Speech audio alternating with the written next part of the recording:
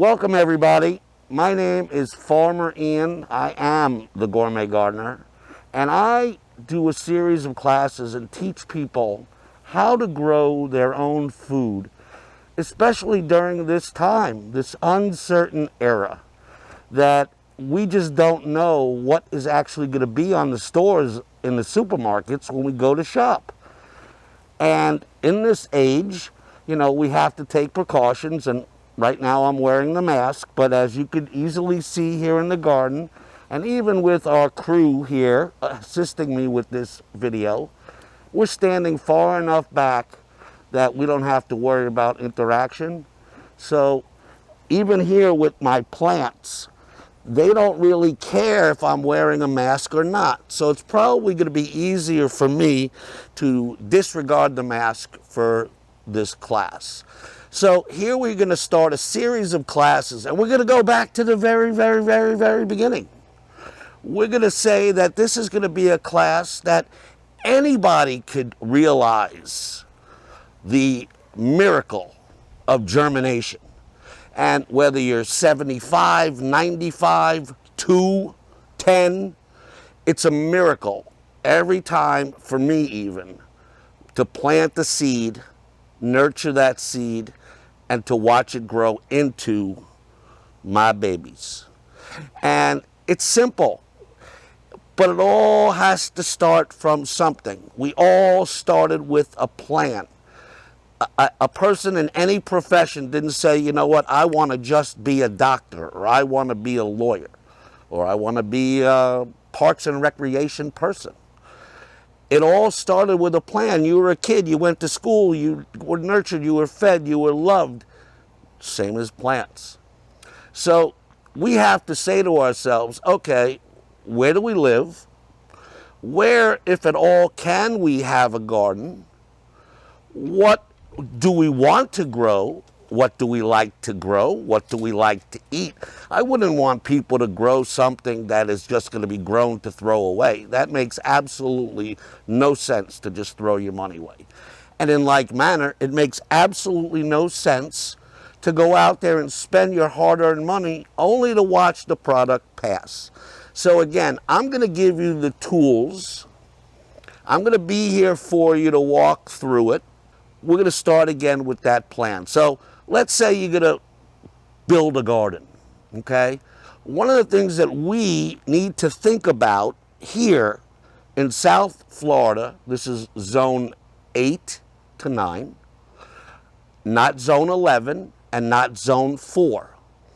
We are not in Chicago, we are not in New York, we are not in California, and we're certainly, for my snowbirds from Canada, if you're watching, we're not in Canada. So when you come here, forget about every single thing you've ever heard. Don't watch those YouTube videos unless they're specifically stating in the first couple of seconds where they're growing. Because if it's in a greenhouse in Michigan in the middle of winter, it's totally different than this beautiful day here. Everybody's going to say it's too cold. I say it's perfect. So again, what is it that you want to grow? Okay? In Florida, as compared to Michigan, as compared to New Jersey, as compared to outer Long Island on the North Fork, the soil is not good. It's not good for edible plants. Is it good for an orange tree? Perfect. Is it good for a mango tree? Not bad. But we bring these things along so that they can get the most nutrition and most exposure so that they can grow the most fruit. Okay? And some people come to me and they say, well, my plants don't mature enough. Again, it all starts from that plant. So first things first, in sizing up your property, if you notice, I am in a very sunny space here, okay? And in that sunny space, I know that this area right here is going to get 6 to 8 hours of direct sunlight per day. at any point in time in the day, whether it's now in the morning or later in the afternoon. And we can get into that when I start talking in a future episode more about your beautiful tomatoes that you're all wondering why you're not getting them. But again, sunny space, okay? Water source. Where am I getting water to feed my plants? And I use that word loosely, because it's not feeding the plants, it's just activating the food for the plants. That's all water does. And once again, in South Florida, your water is tainted, okay? And it's every city is different. We're coming to you through the Port Charlotte Library System, but if I were to go up to downtown Sarasota, I know when I take a water meter reading, when I'm planting a garden for somebody, I go to their water source. It might be a hose, it might be a well. What is it? And what is the pH of that water? Because it's going to have to be adjusted. As you guys all know out there, if you forgot, they taught us in school, that science class that we probably skipped over, that pH neutral is 7. When it rains, that rainwater is the best thing that could be for your plants. All plants, grass, we're all plants. They're all planted in the same ground. Unless it's in a raised bed situation, we're going to get into that soon. But with that being said, as it rains, if the water feeding your plants is either too acidic or too basic, meaning the numbers are either between 1 and 5, or between 7 and 9, you're going to have a lot of problems with your plants. So again, these are the things that we're going to be learning, the little things. And it's not going to happen in 10 minutes. It's not going to happen. It's practice. It's going out there and actually doing it. Now, I play golf. I'm a horrible, horrible golfer. And I know I'm going to miss a lot of shots. And I tell people, in gardening, you're going to kill your plants at least 3 to 4 times before you hit that shot. That one shot that brought you back to do it again. And it's my thing to make sure that I give you that shot to do it again. So we've got location. We've got water supply, the 2 major factors. Okay, now we have to determine what we want to plant. Now, I've got so much information, it's crazy, because I've been doing this for 10 years. And I have guides that will assist you in thinking within the box, because in some instances you want to stay within the box, as they say. Because here in South Florida, the University of Florida IFAS system has come up with a South Florida, Central Florida planting guide. It's available online, that tells you month to month, season by season, what we should be planting. It's not the same stuff as what they sell in Home Depot or Lowe's or any other nursery store if you find it. It's what grows best in season, okay? I cannot grow lettuce in the summer in Florida unless it's in a greenhouse with an air conditioner. Now, you, the average grower, are not going to go out and make a $20,000 investment in a $4 head of lettuce. Makes no sense. Just like the big box store in July are going to have this full table full of tomatoes there and say, oh, sure, buy these tomatoes. Well, they're buying them in huge bulk from around the country. And yes, in New Jersey, in May and June and July, they'll start their tomatoes. In May, June, and July, ours are dead. So again, think about these things. The information will be there for you online to access. And I'm not going to go through each and every month, month by month. But let's just say this. It's December 1st. It is the perfect time to do this. Okay? You will have fruit, vegetables, herbs by the end of the month. It's that simple. You can get this stuff going in any little format. We can help you in that way, so that by the time Christmas comes around, and once again, just like this last Thanksgiving and the 3 Thanksgivings before, we've had an E. coli outbreak, which prompted me as a grower for people who eat their own food to grow my own romaine lettuce. And I can't keep this stuff in stock. 43 days old. How do I know that? We're going to get into that as we go through the presentation. So that I've chosen what I wanted to plant. I have a long list by that schedule of what I want to grow when. And since it's December and I know I could grow everything, take a look at Wonkaland, where everything is edible, except this isn't candy. This is hearty, nutritious food that is packed with 80% more nutrients than anything that you're going to get from the store. I don't care if the store is Whole Foods, Publix, Winn-Dixie, Johnny's Organic Market, because nobody's growing it like this. You can't really get certified to be organic. It's a big word, big word. We'll get into that later too. But to grow organically, you have to be certified. And where do we all live? If we're not panning around, but right now, if you listen, there's an airplane flying overhead. An airplane's gonna put off fumes. There's electrical lines going overhead. There's a road out front. You can't get certified unless you're in an area that will not expose your plants and food to that type of stuff. You're gonna walk into all these stores, and I know it's daunting. You look at that wall, you say to yourself, okay, look at all these seeds that they have for me to buy.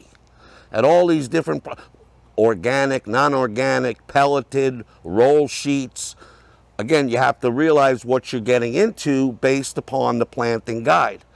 Some of those vegetables, some of those fruits, again, will not like this first part of the series that I'm going to be showing you, because they like to be directly planted, or as we say in the industry, I don't want to use industry terms, but sowed into the soil. But again, we're not going into the ground with really anything at this point. We're not growing, I'm not going to use big words, permaculturally. But when you go to the store and you see the different brands, and I do have 2 different brands here, and I did that on purpose, because they're going to tell you on the front cover what it is and what variety of seed that you're going to be planting, again, based upon what you want to eat. Now, I've got these beautiful, beautiful rainbow carrots. I want to grow rainbow carrots because technically they have more nutrition in the colors. And as we go up in color, it has a higher nutritional value than just a plain orange carrot. Boring. But still good. I like purple carrots with yellow centers, because when I teach the children and they go to harvest that carrot, and I say, look, do me a favor, bite into the carrot. And they see it's 2 different colors and not just orange. Because I'll ask the kids, and they're not used to seeing purple carrots on the shelf in Publix. I say, where do your carrots come from? And they say, oh, aisle 6 in a plastic bag. I say, no, they don't. They come from a farmer who's growing them. So I've got here 2 different varieties. I got those beautiful carrots. There's that plane again. And I've got these radishes. Now again, in the planting guide, they won't tell you how long it's going to take for each of these individual vegetables to grow. And there is a difference. So that as you're again planning, see how I'm reiterating this term, planning? It's very, very important. So it's on the front that'll have a nice, beautiful picture for most of you, because you can probably get most of these at the box stores. But it's really the information on the backs of the packages. So it's like flipping the card over. That's the most important thing. Should I say that again? The most important thing. Oh, these look great. I'm going to get these. Oh no, I'm going to get these. These are more colorful. It's the information on the back that's going to tell you everything you're going to need to know about what to do next. See, I didn't make this up. I just learned it because I had an open mind. I wanted to learn it. Most of us don't. You're going to go to the store, I don't know, you don't have IKEA here. Famous. They sell you furniture you have to put together. You ever see those instructions? They're in Swedish. I don't speak Swedish, for those of my friends out there. I just follow the pictures. Here, not only are they giving you the pictures, but they're giving you the directions. So again, two totally different products. This could be, for all I know, two different cars, a Ford F-150 and a Jeep Cherokee, okay? But if you start reading the backs, and again, all of this information is on the website with pictures and diagrams. Each of these little sections will tell you, first of all, how long it's going to take from the time that you actually put this seed in the ground till you're going to get fruit, okay? Same. Ready for the difference? I know you're asking. 90 days for those purple carrots. 90 days. So let's do some quickie math. Kids love this. STEAM. This is the math part. So if I plant these seeds for Thanksgiving, when should I have put them in the ground? That's right, during the summer. Because it's going to take all that time, 90 days. Backtrack. Red radishes. I don't know if you like red radishes. Doesn't matter, but it's what you like. 35 days. One of the fastest growing products there are. Now, don't get me wrong. The seed of the carrot, because it's going to take 90 days to develop the carrot, it won't take that long to develop the carrot tops. The same with the radishes. Even though it might take 30, 35 days to get a radish, the tops are going to grow much faster. They come out of the ground quick, 10 days, 20 days. And you're eating the tops. Why? Because the tops have more nutritional value than the fruit. So think about the garden as not only a place that we're producing fruit, but we're producing some other lessons as well. One of those being patience, okay? And little kids, you know, they get impatient. But the patience comes in knowing that sooner or later you're going to get that food from the ground. So, now that we've identified what we kind of want to grow, it doesn't matter. Every seed pack has all of this information.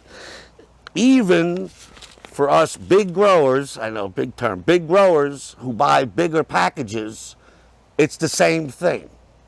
But we already know, because we know also it says how to space this product. Because if we just take a clump of seeds and throw it in the soil, first of all, remember, they won't grow in the ground. There's no nutrients in the ground dirt. But if we put it into our soil mixtures, which we're going to get into right now, they will grow at these rates. So if it's a tomato, if it's a radish, if it's a cucumber, if it's a cantaloupe, it's on here. So as I say to people, don't throw these away. Make your notes accordingly and kind of keep it as a record on file so that you'll know what, when, and when it should be ready, okay? So let's talk, we're going to go from here, we're going to look at the size of the seeds, because even on the back it's going to say, sow one seed every 6 inches, or transplant the plant one every 12 inches in a spacing of 1 foot rows. And again, information. So if you think about it, rows and spacing.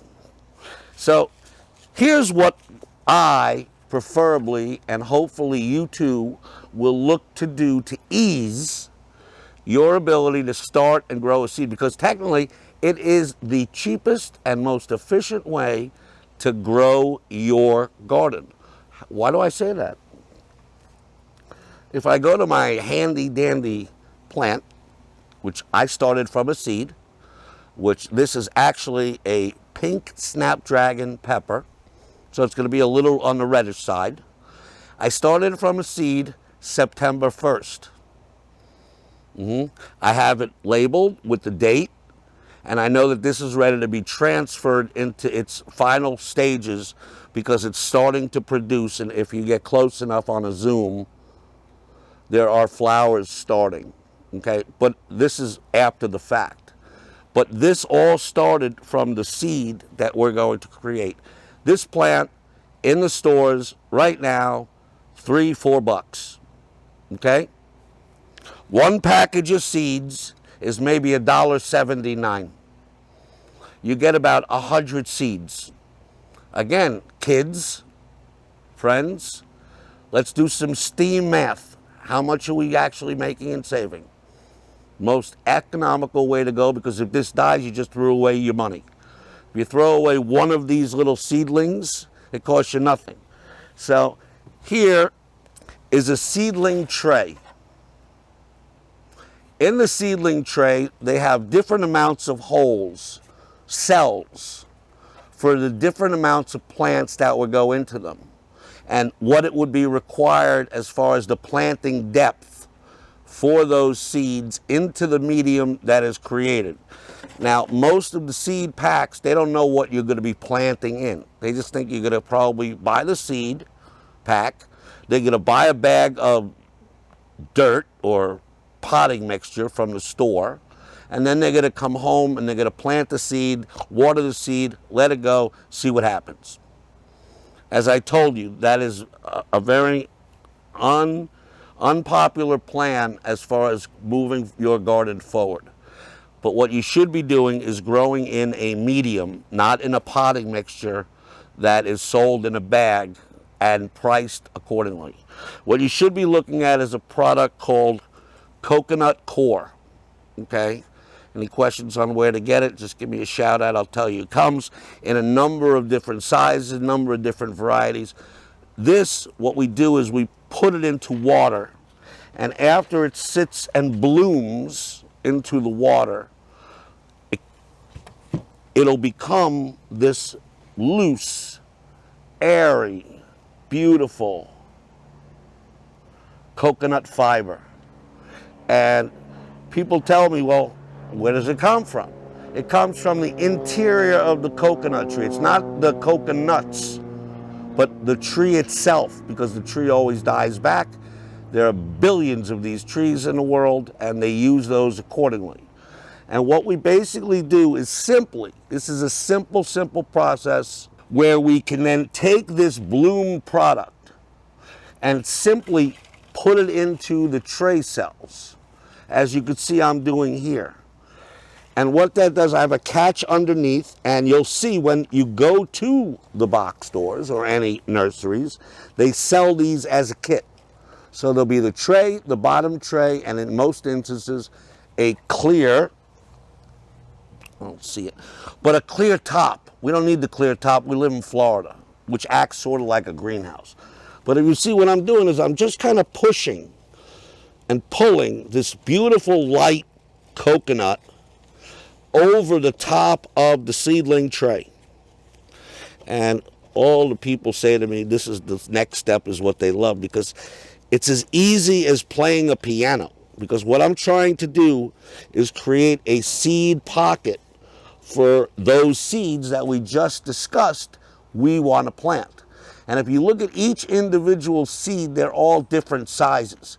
Lettuce seeds are so small you can barely even see them, especially in my need for glasses.